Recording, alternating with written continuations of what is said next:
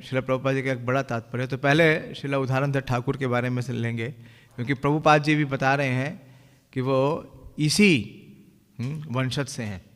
श्रील प्रभुपाद जी का जो इस भौम लीला में जो प्रकाश हुआ है, जो आविर्भाव है, वो इसी वंशज से है। जयो जयो श्री चैतन्य जयो नित्यानंद,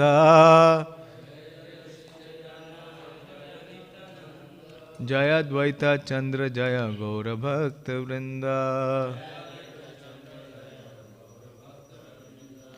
जयो जयो श्री चैतन्य जयो नित्यानंद, जय द्वैत चंद्र जय गौर भक्त वृंद, जयो जयो श्री चैतन्य जयो नित्यानंद, जय द्वैत चंद्र जय गौर भक्त वृंद, महाभागवत श्रेष्ठ दत्त उदाहरण, सर्वभावे सेवे नित्यानंदेरा चरण, महाभागवत श्रेष्ठ दत्त उदाहरण, सर्वभावे सेवे नित्यानंदेरा चरण,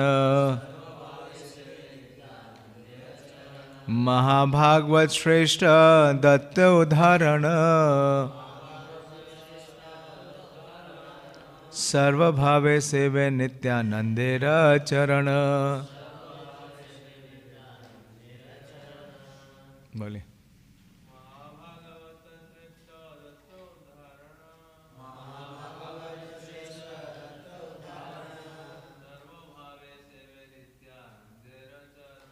सर्वभावे सेवे नित्यानंदेरा चरण, महाभागवत श्रेष्ठ दत्त उदाहरण, सर्वभावे सेवे नित्यानंदेरा चरण, महाभागवत श्रेष्ठ दत्त उदाहरण, सर्वभावे सेवे नित्यानंदेरा चरण। इसका शब्द अर्थ इस प्रकार से है, महाभागवत महान भक्त, श्रेष्ठ श्रेष्ठ, दत्त दत्त, उदाहरण उदाहरण, सर्वभावे सभी प्रकार से, सेवे पूजा करते हैं, नित्यानंदेर नित्यानंद प्रभु के चरण चरण कमलों की। और विशेष है क्योंकि नित्यानंद प्रभु कौन है? और बलराम, बलराम जी। और बलराम जी की विशेषता क्या है? बलराम जी की सबसे प्रमुख विशेषता क्या है? कि वो सभी रसों में, सभी प्रकार से भगवान श्री कृष्ण की सेवा करते हैं।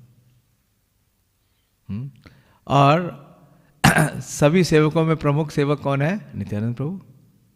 और नित्यानंद प्रभु की सभी प्रकार से सेवा कौन कर रहे हैं? हाँ, उदाहरण दत्त। इसलिए श्रील कविराज गोस्वामी क्या लिख रहे हैं कि महाभागवत श्रेष्ठ। कई भक्त भागवत हो सकते हैं, लेकिन महाभागवत बहुत कम होंगे। और उन महाभागवतों में भी जो श्रेष्ठ है वो है श्री दत्त उदाहरण, क्योंकि सर्वभावे सेवे नित्यानंदेरा चरण।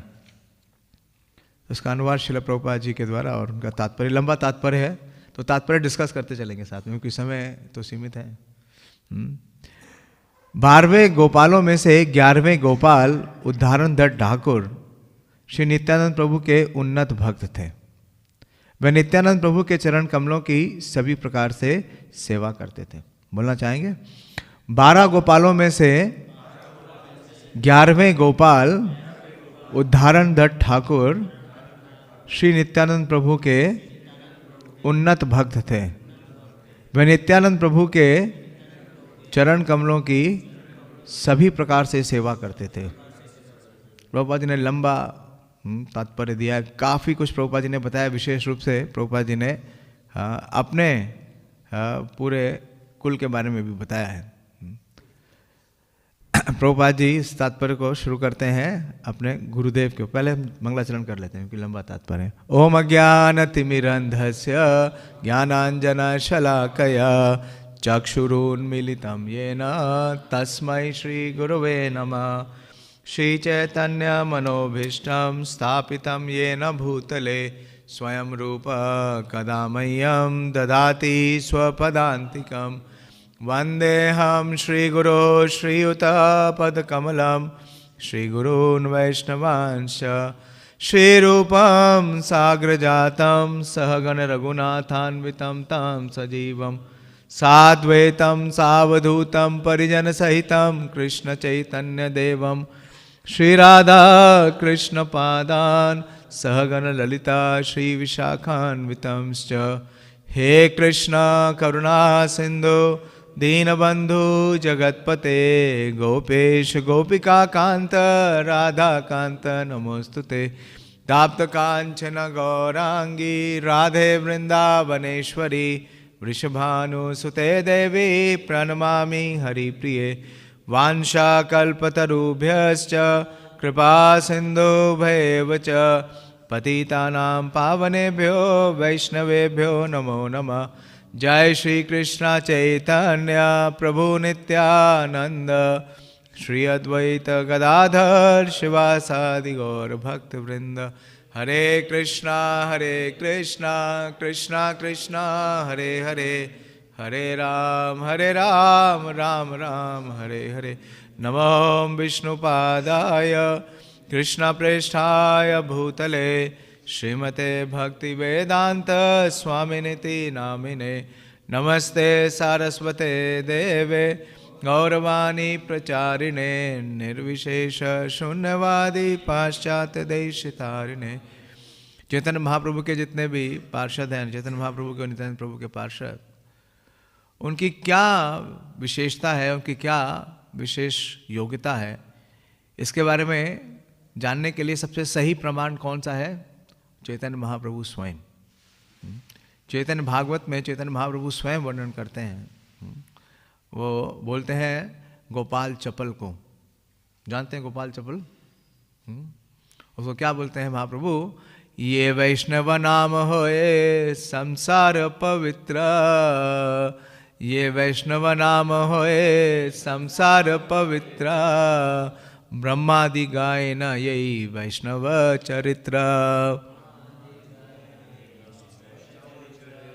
तो महाप्रभु के निर्देशानुसार और जो परंपरा है, ब्रह्मा जी की परंपरा में हम हैं, तो हम क्या करने का प्रयास करेंगे? जो ऐसे महाभागवत वैष्णव हैं, श्री उदाहरणानंद ठाकुर और श्रील महेश पंडित, उनके जीवन चरित्र से कुछ चर्चा करेंगे। तिरोभाव बहुत विशेष है, क्योंकि एक बार एक भक्त बता रहे थे कि तिरोभाव पे हमें बहुत विशेष कृपा प्राप्त होती है वैष्णवों की, क्योंकि तिरोभाव के दिन जब वो इस भौम की लीला को छोड़ करके नित्य लीला में प्रवेश करते हैं, तो हमें उनके जीवन की जो महत्वपूर्ण जितनी घटनाएं हैं, जितना उनका महाप्रभु के मिशन में उनका योगदान है और उनकी जो शिक्षा है, सब पता चल जाती है। आविर्भाव में तो पता नहीं चलती है, क्योंकि अभी जस्ट आए हैं, तो इसलिए तिरोभाव ज़्यादा इम्पोर्टेंट है।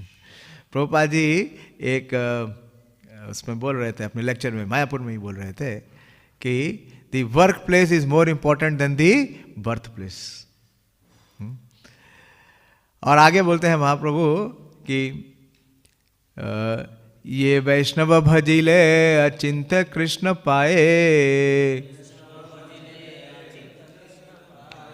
से ही वैष्णव पूजा होइते बड़ा और नाई।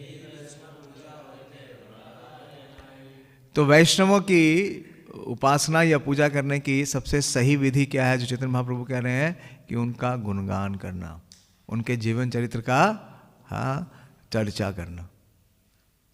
इसलिए इस्कॉन के मंदिरों में तिरोभाव और आविर्भाव के दिन जो वैष्णव हैं उनके जीवन चरित्र का जरूर क्या होना चाहिए? चर्चा होनी चाहिए। गोपीनाथ प्रभु नहीं है, कहीं गए हैं? बुक डिस्ट्रीब्यूशन के लिए चले गए क्या? अच्छा अच्छा। उन्होंने मुझे कहा कि हम लोग बहुत थोड़े से लोग हैं, हम लोग बुक डिस्ट्रीब्यूशन पे जा रहे हैं, आपकी इच्छा हो आइए, नहीं इच्छा हो मत आइए। मैंने कहा अगर कोई एक भी व्यक्ति, चाहे कोई ना भी हो, मैं ज़रूर आऊँगा, क्योंकि मुझे वैष्णव चरित बोलने का अवसर मिलेगा। तो ये अवसर मैं क्यों घुमाऊँ, अपने प्योरिफिकेशन के लिए मैं ज़रूर आऊँगा। तो श्रीला उदाहरण दत्त ठाकुर के बारे में श्रीला प्रभुपाद जी बहुत विस्तार से बता रहे हैं। और श्रीला भक्ति सिद्धांत सरस्वती ठाकुर ने अपने अनुभाष्य में लिखा है कि गौड़ गौणादेश दीपिका 129 के अनुसार उदाहरण दत्त ठाकुर पहले वृंदावन में सुबाहु नामक ग्वाल बाल थे। प्रभुपाद जी ने यही अनुवाद में भी लिखा कि इनकी जो स्वरूप, उनका जो स्वरूप है श्री उदाहरण दत्त ठाकुर का, वो क्या है, वो 12 गोपालों में से, 12 गोपालों में से 11वें गोपाल है। तो हम जानते हैं कि जो जय गौरा से ही कृष्णा से ही जगन्नाथ। तो महाप्रभु की लीला में जितने भी ब्रज लीला के परिकर हैं, पार्षद हैं, हाँ, मित्र हैं, संगी हैं, गोप हैं, सारे के सारे अवतरित हुए हैं। तो जानना चाहते हैं उनमें से 2 तो आज ही हैं, हाँ, श्री महेश पंडित और श्री उदाहरण दत्त। उदाहरण दत्त ठाकुर कौन से हैं? 11वें हैं, और श्री महेश पंडित का नंबर 7वां है। तो श्री उदाहरण दत्त ठाकुर सुबाहु हैं और श्री महेश पंडित महाबाहु हैं, और दोनों का तिरुभाव आज के दिन है। तो 12 गोपालों में से जो गोपालों का वर्णन आता है, किसमें? गौर गौणादेश दीपिका में।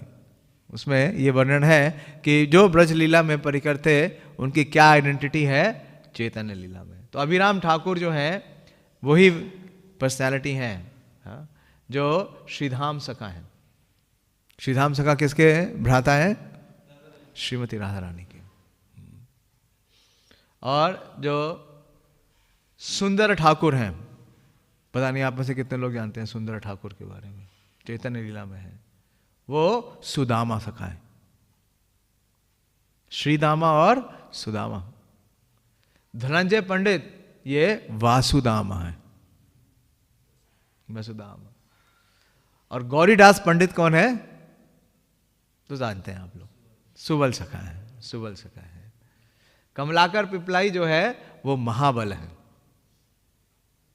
और महेश पंडित जो है वो महाबाहु है। श्री पुरुषोत्तम दत्त स्तोक कृष्णा है, और एक और पुरुषोत्तम है श्री नागर पुरुषोत्तम, वो दाम सखा है। और श्री परमेश्वर दास ठाकुर वो अर्जुन सखा है, और कालिया कृष्ण दास वो लवंग सखा है। और कोलाविच श्रीधर, कोलाविच श्रीधर वो भी सखा है। कौन से सखा है? कुसुमा, कुसुमा, कुसुमा सवा सखा है। और श्री उदाहरण दत्त तो सुभाव हैं ही। तो प्रभुपाद जी लिख रहे हैं कि गौर गौणादेश दीपिका 129 की जो प्यार है वो है मेरे पास, कि सुबाहु यो व्रज गोपद दत्त उदाहरण आख्या। जो पूर्व में सुबाहु थे व्रज गोप, वही अब दत्त उदाहरण आख्या अब प्रकट हुए हैं। महेश पंडित श्रीमान महाबहुर व्रजे सखा, और दूसरे व्रज सखा महाबाहु वो क्या बन के आए हैं? महेश पंडित। तो गौर गौणादेश दीपिका बुक देखी है आपने? हाँ, मिनी बुक है, बहुत मिनी है, लेकिन उस मिनी बुक को कंपाइल करना बहुत मेजर टास्क है।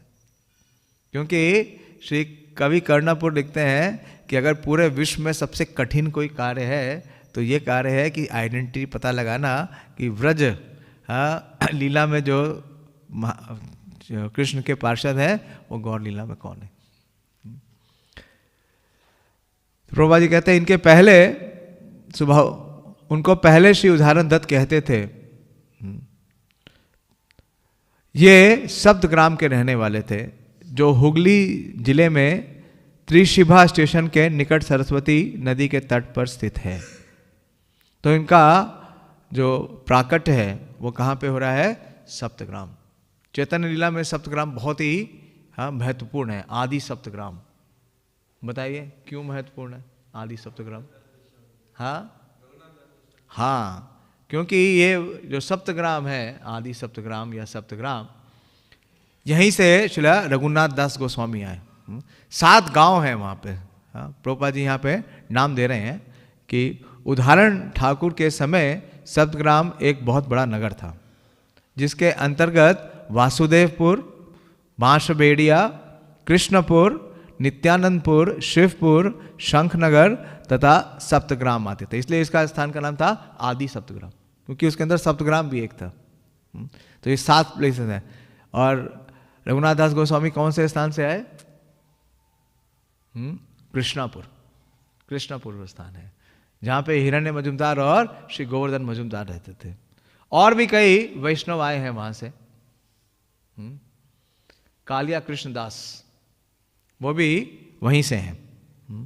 और उस स्थान पे और 2 महाप्रभु के विशेष परिकर थे, श्री बलराम आचार्य और श्री यदुनंदन आचार्य। तो उनका भी जो निवास स्थान था वो आदि सप्तग्राम में था। तो प्रभुपाद जी बोल रहे हैं कि ये वो स्थान है। तो इनका जो बर्थ ईयर है, इसमें प्रभुपाद जी के तो तात्पर्य में नहीं दिया है, लेकिन मैंने और गौड़ीय वैष्णव अभिधान से इसको जाना कि इनका जो अपीयरेंस है, जो बर्थ ईयर है, वो 1481 है। और नित्यानंद प्रभु का अपीयरेंस ईयर कौन सा है?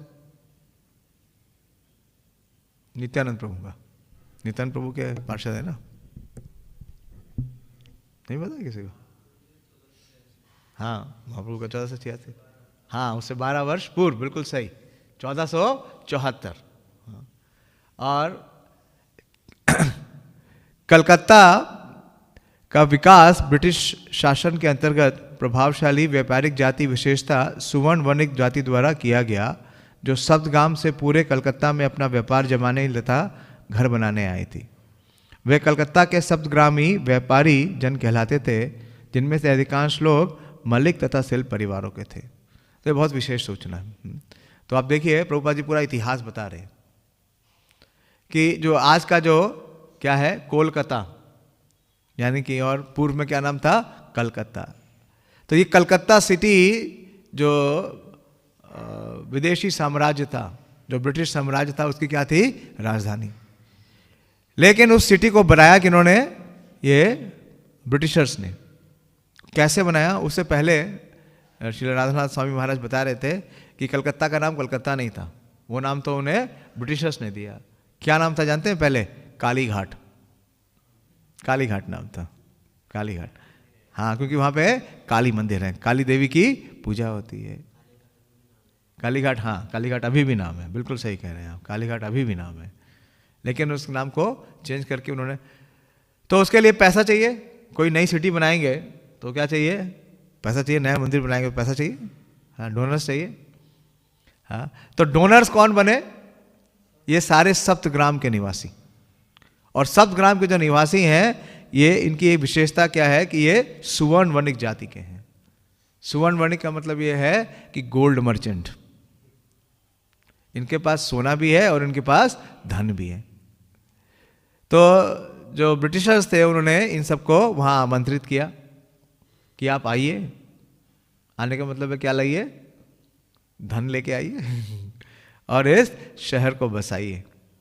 तो वास्तव में जो कलकत्ता है, उसके सारे निवासी शुरू में कौन थे? सारे सप्तग्राम निवासी ही थे, और सारे सुवर्ण मलिक। तो प्रभुपाद जी बता रहे हैं, वे कलकत्ता के सप्तग्रामी व्यापारी जन कहलाते थे, और उनमें से अधिकांश लोग मलिक तथा सिल परिवारों के थे। तो मलिक और सिल, तो मलिक की जो उपाधि है वो ब्रिटिशर्स ने नहीं दी, क्योंकि ये सब स्वर्ण वणिक थे, ये लोग बड़े धनवान थे। और जब मुगलों को या नवाबों को धन की आवश्यकता होती थी तो वो किससे लेते थे? इन सुवर्ण वणिकों से लेते थे। और ये लोग बहुत ही पुण्यवान लोग थे। ये सबके लिए कल्याण के लिए कार्य करते थे, ये पूरा जो संप्रदाय था। इसलिए उनको टाइटल दिया, जो वहाँ के उस समय के नवाब थे या मुसलमान शासक थे, क्या? मलिक का। तो इसलिए श्री प्रभुपाद जी का बचपन में, प्रभुपाद जी कहाँ जाते थे? राधा गोविंद मंदिर। पढ़ा है ना प्रभुपाद जी के लीलामृत में? हाँ, मैं आज विचार कर रहा था कि आपके यहाँ भी श्री श्री राधा गोविंद देव हैं। और प्रभुपाद जी लिखते हैं वो मंदिर किसका था? मलिक का। हाँ, तो ये मलिक वही है जो सप्तग्राम के मलिक हैं, और वो सब गोल्ड मर्चेंट्स हैं।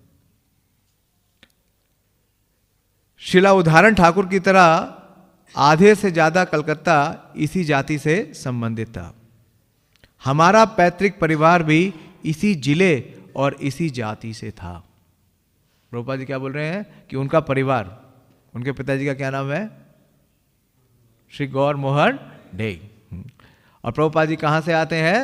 सप्तग्राम से। और उनके पिताजी कहाँ से आ रहे हैं? सप्तग्राम से। तो कलकत्ता के मलिक दो परिवारों में विभाजित हैं, सिल परिवार तथा दे परिवार। और प्रभुपाद जी का नाम क्या है? हाँ, अभय चरण डे। दो परिवारों के सारे मलिक मूलतः एक ही परिवार तथा गोत्र के हैं। हम भी पहले दे परिवार शाखा से संबंधित थे, जिसके सदस्यों को मुसलमान शासकों ने मलिक की पदवी प्राप्त हुई थी। तो अगर आप प्रभुपाद जी के जन्म स्थान पर जाएंगे, आप में से कितने लोग गए प्रभुपाद जी के जन्म स्थान में? बस आप में से कोई नहीं गया? ब्रह्मचारी मायापुर जाते हैं तो जा सकते हैं ना, मायापुर जाते हैं तो बड़ा सरल है। मैं गया था कुछ साल पहले। हाँ, तो वहां पे लेकिन आपको ये विघ्न नहीं मिलेंगे, क्योंकि प्रभुपाद जी का जन्म कहाँ हुआ? अपने ननिहाल में, अपने नानी के घर। और वो स्थान है टॉलीगंज में, जहां पे वो जैकफ्रूट ट्री है, जिसके नीचे प्रभुपाद जी का प्राकट्य हुआ, आविर्भाव हुआ।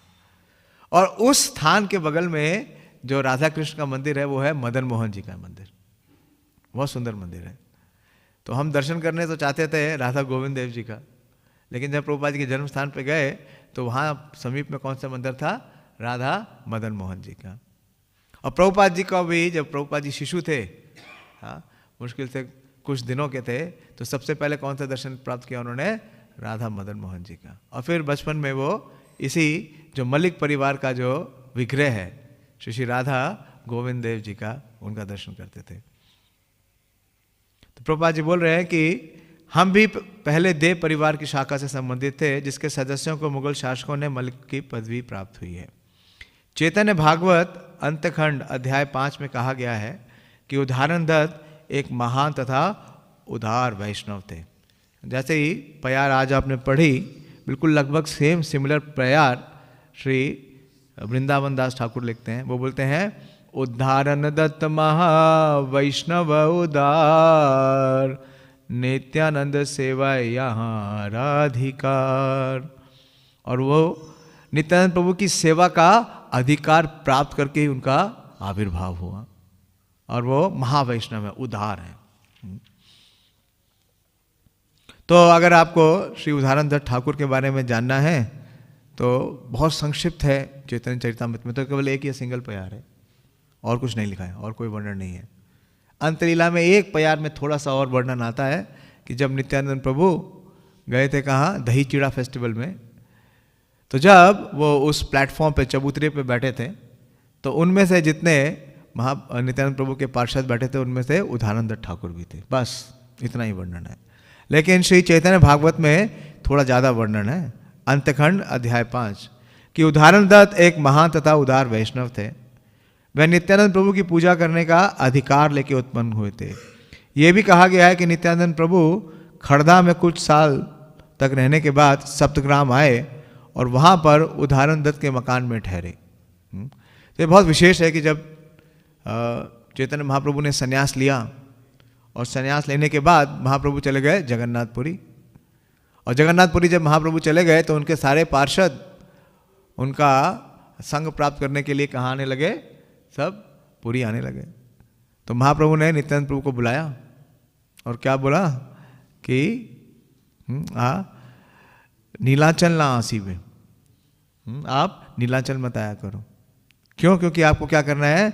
आपको मेरा एक बहुत दुष्कर कर्म करना है, जो काम मैं नहीं कर सकता है। ताहा सिद्धि करे है ना अन्य ना देखिया, अमार दुष्कर कर्म तो माँ होते होया। कि जो कार्य मैं नहीं कर सकता वो कार्य आपको करना है। जो क्या कार्य महाप्रभु से नहीं हो सकता? हाँ, महाप्रभु तो हाँ परम सत्य है, परम सत्य की परिकाष्ठा है। तो महाप्रभु ने, प्रभुपाद जी इस तात्पर्य में लिखते हैं कि महाप्रभु ने जो कुलीन ब्राह्मण थे उन सबको भक्त बनाया। सर्वभौम भट्टाचार्य, प्रकाशानंद सरस्वती, रूप और सनातन।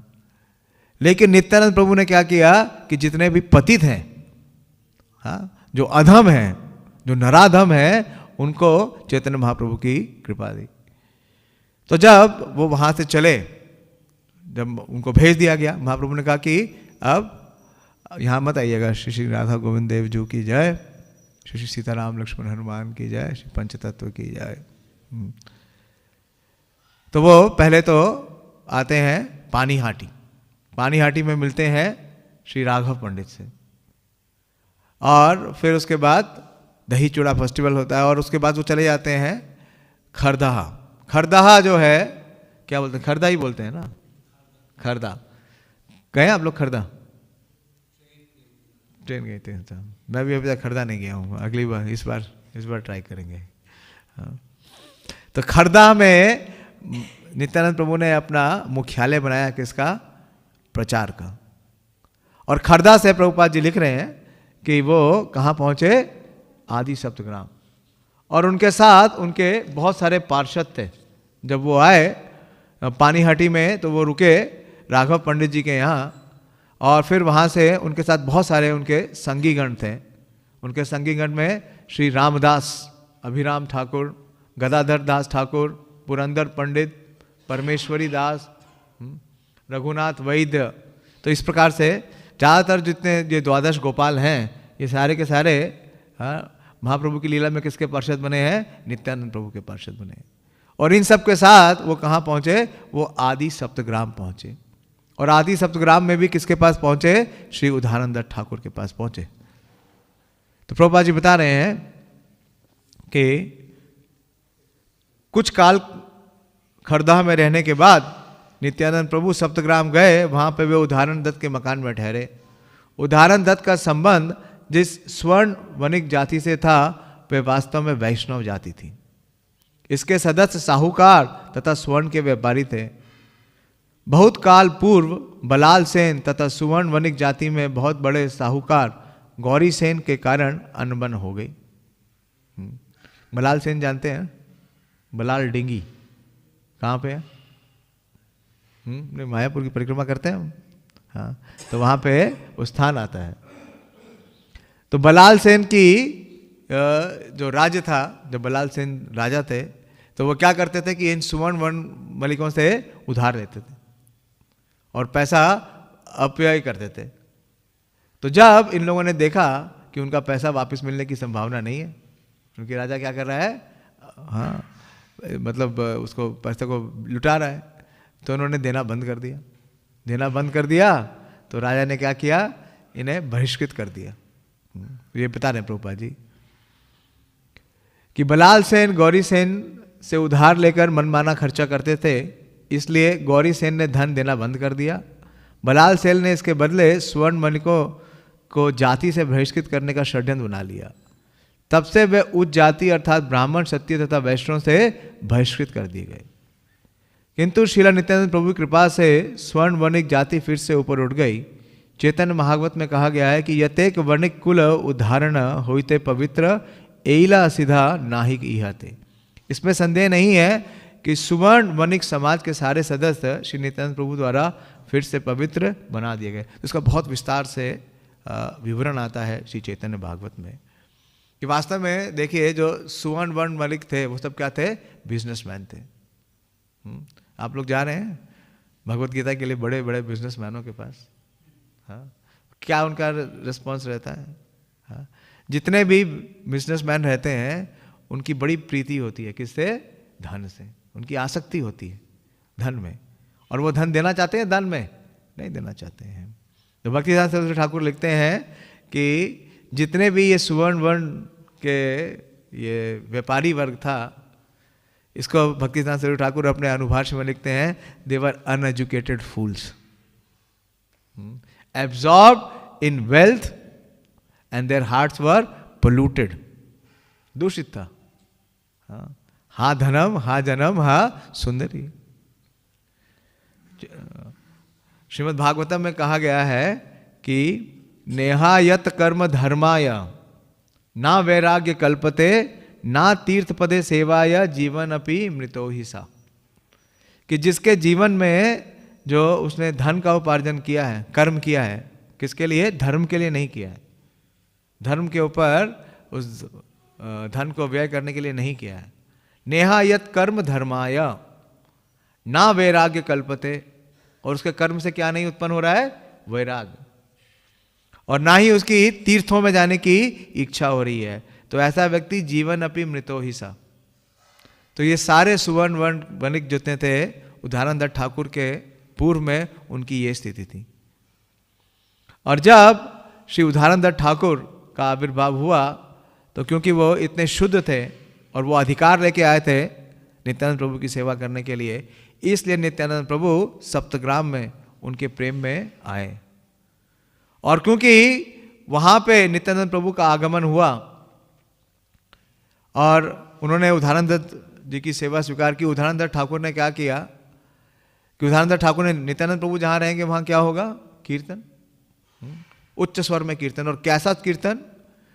वर्णन आता है चैतन्य भागवत में कि 3 माह तक नित्यानंद प्रभु उदाहरण दत्त ठाकुर के बाड़ी में रहे, सप्तग्राम में रहे, और 3 माह तक ऐसा कीर्तन हुआ, हाँ, इतना विशेष कीर्तन हुआ, दिन और रात इतना कीर्तन हुआ कि सारे सप्तग्राम वासी नित्यानंद प्रभु के पार्षद और स्वयं नित्यानंद प्रभु, ना तो उन्होंने 3 महीने तक कुछ खाया, ना वो सोए, यहाँ तक कि जल भी नहीं पिया। बहुत सुंदर प्यार है कि भोजने की शयने कि वा परियतने शनक शनक ना या व्यर्थ संकीर्तन विने। इतना इंटेंस कीर्तन कि 3 महीने तक, और 3 महीने के अंदर उदाहरण दत्त ठाकुर ने क्या किया कि सप्तग्राम के निवासी जितने थे, हर एक स्थान में, हर एक घर में, हर एक सदस्य के मध्य में नित्यानंद प्रभु को ले गए और कीर्तन करा दिया। तो इसका प्रभाव क्या हुआ कि पूरा का पूरा सप्तग्राम क्या बन गया? नित्यानंद प्रभु की कृपा का पात्र बन गया।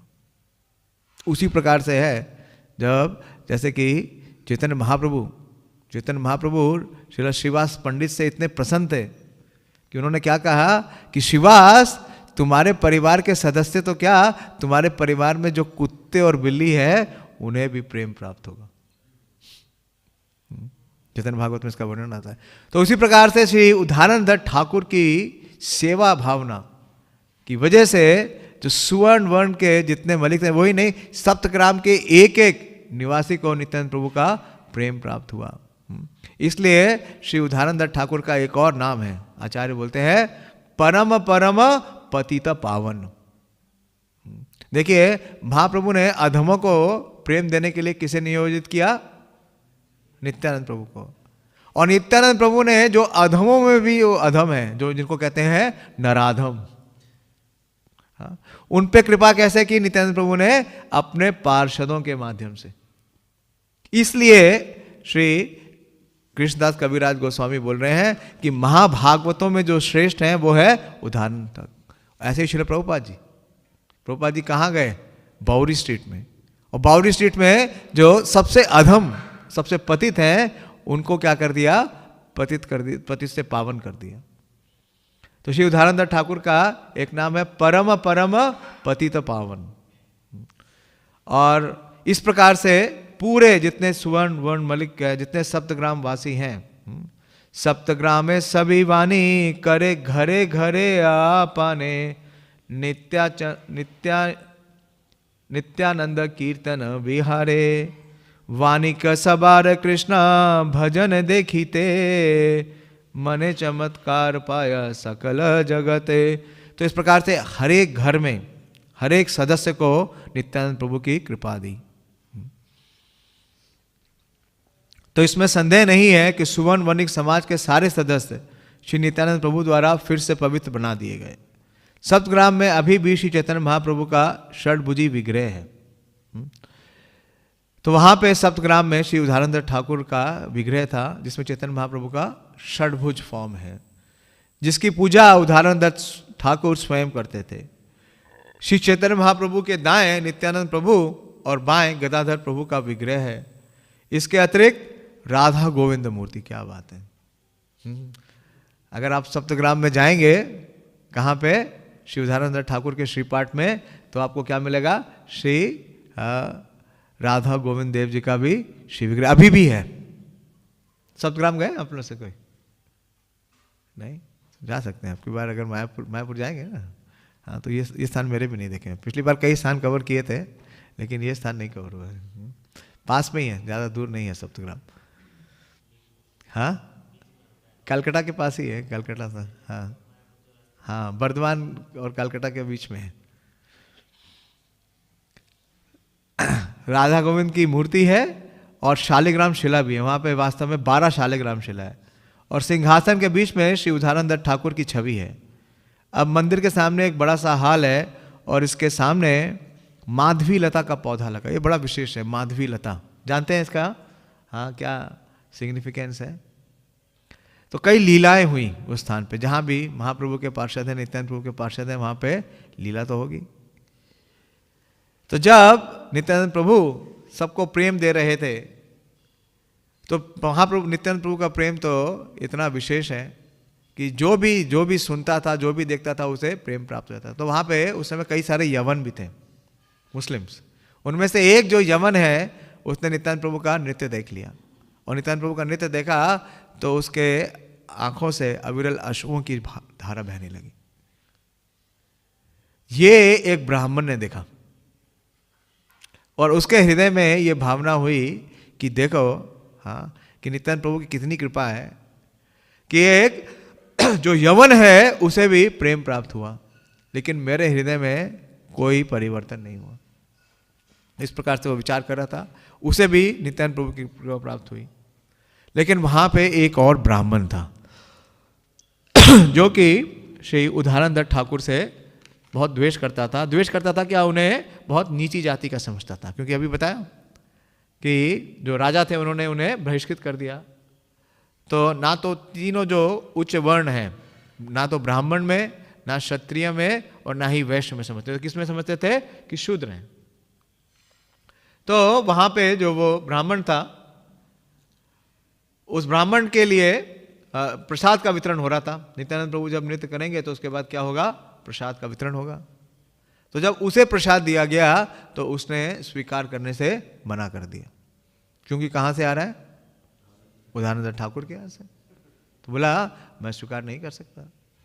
तो ये बात जब नित्यानंद प्रभु को लगी, पता चली, तो नित्यानंद प्रभु तो इतने कृपालु उस ब्राह्मण के पास गए और उदाहरण दत्त ठाकुर को बोला कि जिस लकड़ी पे, जिस अग्नि पे तुमने ये प्रसाद बनाया है, ये भोजन बनाया है, उसकी एक लकड़ी ले आओ। और वो लकड़ी ले आए तो उस लकड़ी को उन्होंने उस ब्राह्मण के सामने उसी समय, हाँ, जमीन में रोप दिया। और जैसे ही रोपा, उसमें से लता निकल गई और उसमें से फूल खिल गए। तो ये, हाँ, वो माधवी, हाँ, वो माधवी वृक्ष कहलाया। और वो माधवी वृक्ष की शाखा, वो लता अभी भी है। इससे वो पूरा स्थान क्या है? बिल्कुल, राधानाथ स्वामी महाराज कहते हैं, बिल्कुल कूल शेड। बहुत ही वो स्थान बहुत विशेष है। तो प्रभुपाद जी यही बोल रहे हैं कि वहां पे माधवी लता का पौधा लगा हुआ है और ये मंदिर अत्यंत छायादार, शीतल तथा अच्छी जगह पे स्थित है।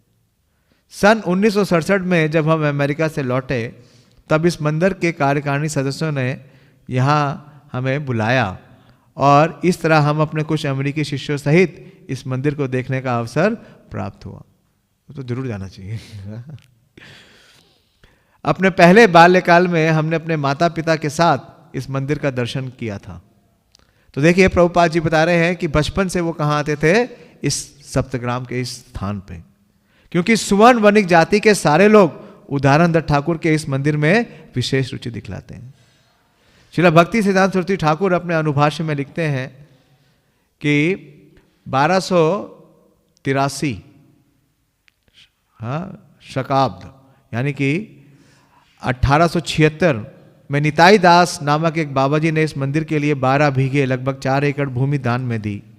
बाद में इस मंदिर की व्यवस्था गड़बड़ा गई, किंतु 1899 में हुगली के उप न्यायाधीश सुप्रसिद्ध बलराम मलिक तथा धनी सुवर्ण वर्ण जाति के अनेक सदस्यों के सहयोग से मंदिर का प्रबंध काफ़ी सुधर गया।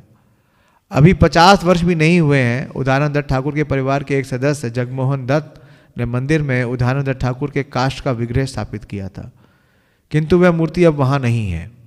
इस समय उदाहरण दत्त ठाकुर की छवि की पूजा की जाती है। कहा जाता है कि उदाहरण दत्त ठाकुर का काष्ठ विग्रह श्री मदन मोहन दत्त उठा ले गए थे, जब वे श्रीनाथ दत्त द्वारा इसकी पूजा शालिग्राम शिला के साथ साथ की जाती है। उदाहरण दत्त ठाकुर नए हट्टी में, जो कटवा से 1.5 मील दूर का है, एक बड़े जमींदार की जायदाद के प्रबंधक दीवान थे। तो वो भी क्या थे? हाँ, बड़े मैनेजर थे। इस जैसे कि रूप और सनातन, जिस प्रकार से चले रूप गोस्वामी और सनातन गोस्वामी। इसी शाही परिवार के ध्वंसावशेष अब भी देहाट स्टेशन के निकट देखे जा सकते हैं। चूंकि उदाहरण दत्त ठाकुर जायदाद के प्रबंधक थे, अतएव इसे उदाहरणपुर भी कहा जाता है। तो वो जो स्थान जो नई हट्टी के पास है, नई हट्टी बिल्कुल पास में है कलकत्ता के, तो जहाँ पे ये उस बड़े जमींदार का प्रबंधक देखते थे, तो उस स्थान का नाम अब क्या है? उदाहरणपुर। और वो स्थान अभी भी है। और वहाँ पे भी कई पास टाइम्स हैं, कई विशेष पास टाइम में घटना है। एक बहुत विशेष घटना है। तो ये जो उदाहरणपुर स्थान है बिल्कुल गंगा के निकट है। तो वहाँ पे आज भी मकर संक्रांति पे बहुत बड़ा फेस्टिवल होता है, बहुत बड़ा मेला लगता है, क्योंकि वहाँ पे जो स्थान है वहाँ पे इनकी समाधि भी है, उनकी समाधि है।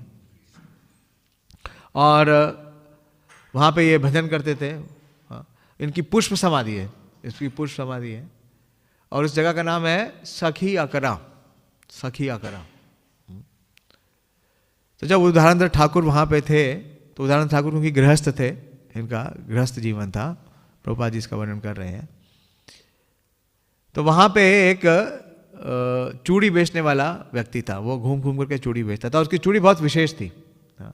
उसकी चूड़ी साधारण चूड़ी कांच की नहीं थी, वो शंखों की बनी हुई थी, शंख थे उसकी चूड़ी में। तो एक दिन जब वो चूड़ी बेच रहा था, तो एक बड़ी सुंदर नवयुक्ति उसके पास आती है और कहती है कि ये चूड़ी आप मुझे दे दीजिए। तो चूड़ी जब वो मांगती है युवती, तो ये उसका मूल्य मांगते हैं कि मुझे इसका मूल्य चुकाइए। तो युक्ति बोलती है कि पीछे ही मेरे पिताश्री हैं और आप उनके पास जाइए और इस चूड़ी का जो मूल्य है ले लीजिए।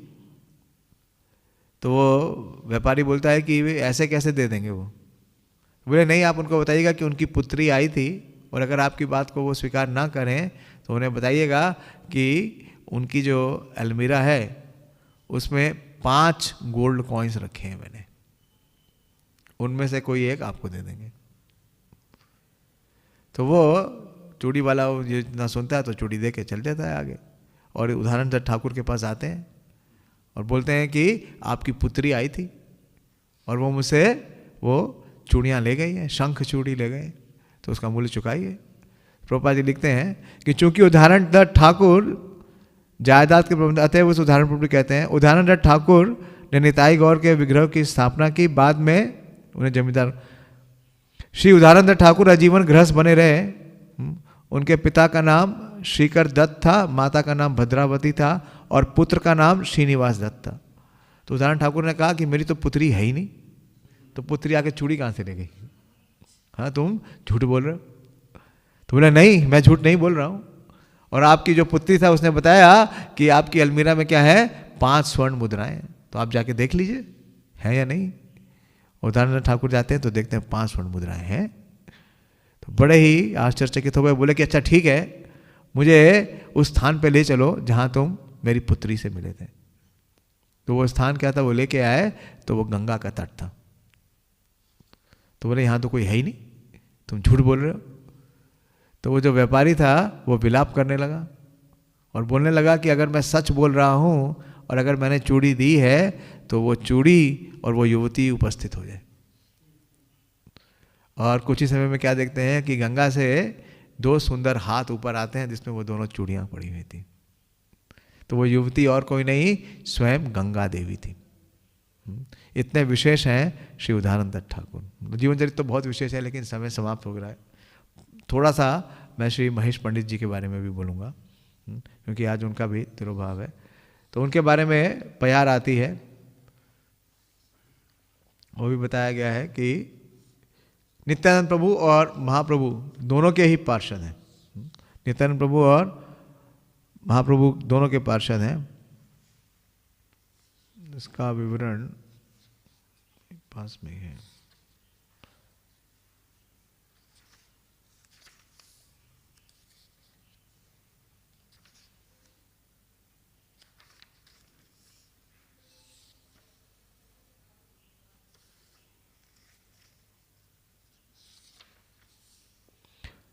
महेश पंडित ब्रजेरा उदार गोपाल, ढक्का वादे नित्य करे प्रेम मयोताल। सुना है ना? महेश पंडित 12 गोपालों में से 7वें गोपाल थे। क्या नाम है इनका? महेश पंडित का क्या नाम है? महाबाहु। वे अत्यंत उदार थे और ढक्का नगाड़ा बजने पर कृष्ण प्रेम में उन्मत्त होकर नाचा करते थे। ढक्का ढक ढक, क्या बोलते हैं उसको? ढाक, जम्बू बोलते हैं, क्या बोलते हैं? जम्बी, हाँ, नगाड़ा भी बोल सकते हैं। तो श्रीला भक्ति सिद्धांत सरस्वती ठाकुर ने अपने अनुभाष्य में लिखते हैं कि महेश पंडित का गांव पालापाड़ा नदिया जिले के चकधा रेलवे स्टेशन से लगभग 1 मील दक्षिण के भीतर स्थित है। पास ही गंगा नदी बहती है। कहा जाता है कि पहले महेश पंडित जिराट के पूर्व में मीसापुर या यशीपुर नामक गांव में रहते थे।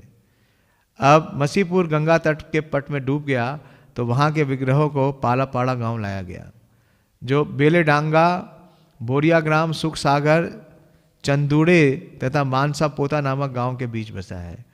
कुल 14 गांव हैं और पूरा पड़ोस 5 नगर परगना कहलाता है।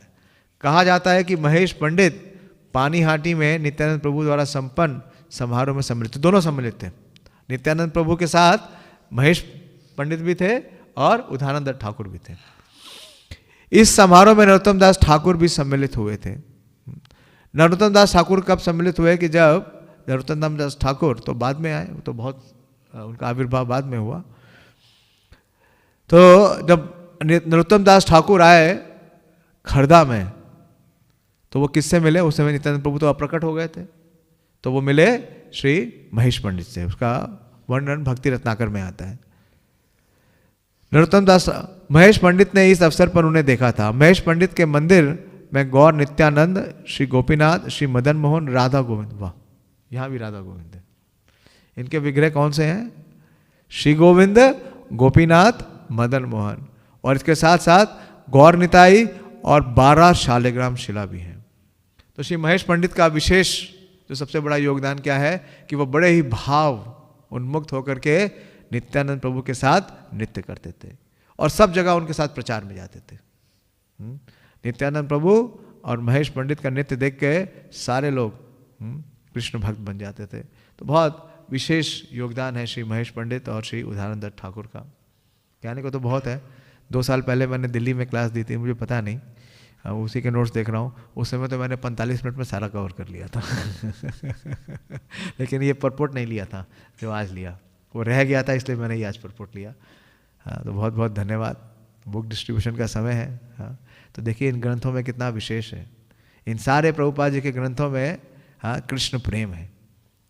हाँ, और किसी को भी हम ग्रंथ देते हैं, प्रभुपाद जी लिखते हैं कि जो भी ये ग्रंथ प्राप्त करता है या ग्रंथ पढ़ता है, निश्चित रूप से उसे भक्ति करने का अवसर मिलता है। हाँ, तो जिस प्रकार से नित्यानंद प्रभु के ये परिकर प्रेम बांट रहे हैं, हमें और आपको भी प्रभुपाद जी ने अवसर दिया प्रेम बांटने का। कैसे? प्रभुपाद जी के पुस्तकों के रूप में। तो उन्हें बांटिए और आचार्यों की कृपा प्राप्त करिए। आज के दिन इन दोनों आचार्यों के श्री चरणों में यही प्रार्थना करें कि हम भी नित्यानंद प्रभु के जो प्रमुख सेवक हैं, कौन? श्रील प्रभुपाद, उनकी सेवा में हम भी संलग्न हो सके और प्रभुपाद की प्रसन्नता के लिए पुस्तकों का वितरण कर सके। श्री उदानंद ठाकुर तिरुभाव तिथि महामहोत्सव की जय। श्री महेश पंडित तिरुभाव तिथि महामहोत्सव की जय। उपस्थित सभी भक्तवृंद की जय। निताय गौर प्रेमानंदी। हरि हरि बोल। हरे कृष्णा। प्रभुपाद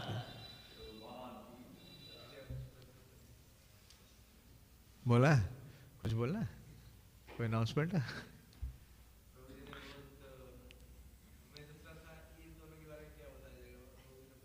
10-12 पेज से ज़्यादा नोट है मेरे पास, अभी तो आधा भी नहीं बता पाया।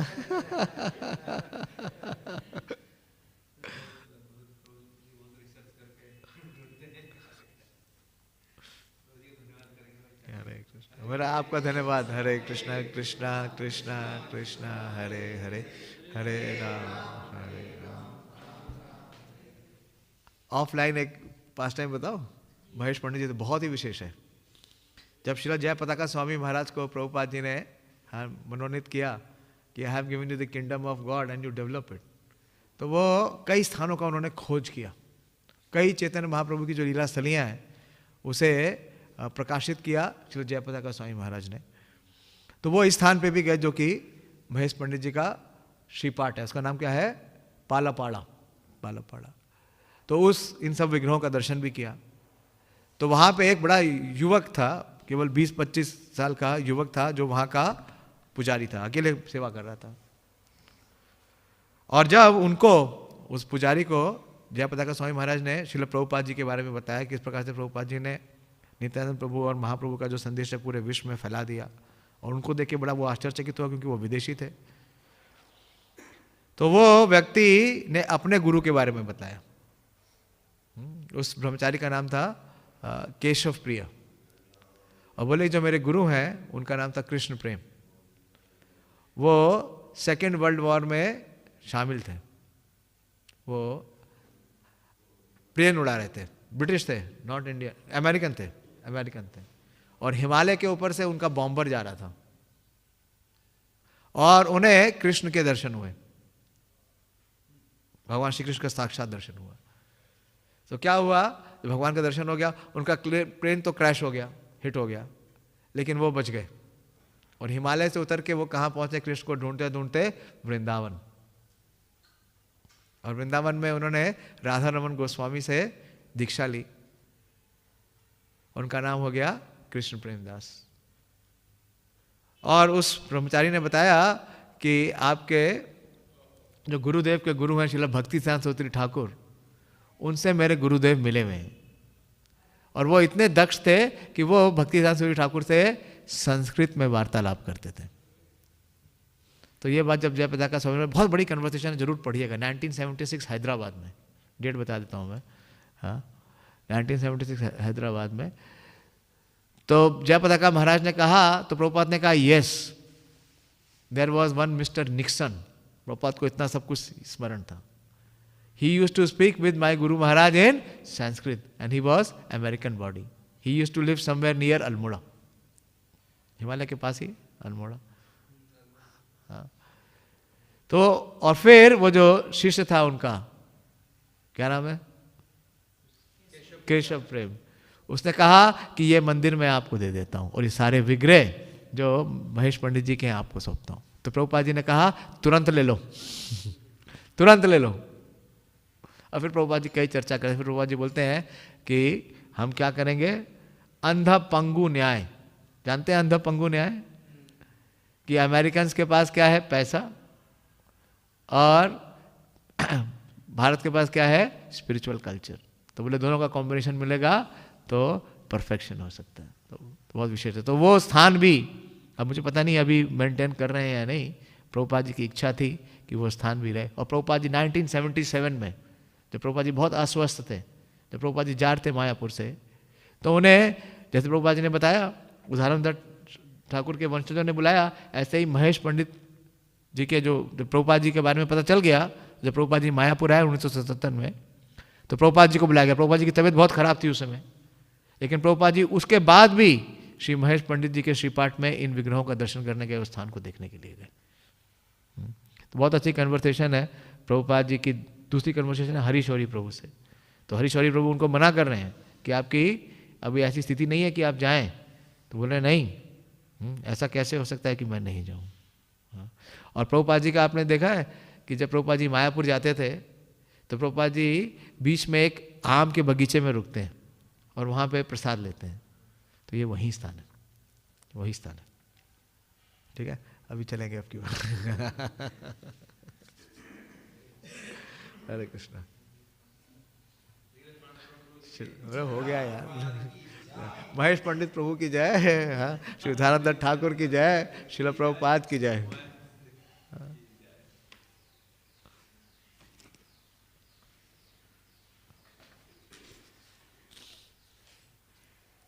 कब जाओगे आप लोग? अब जाएंगे, पिछली बार में गए थे।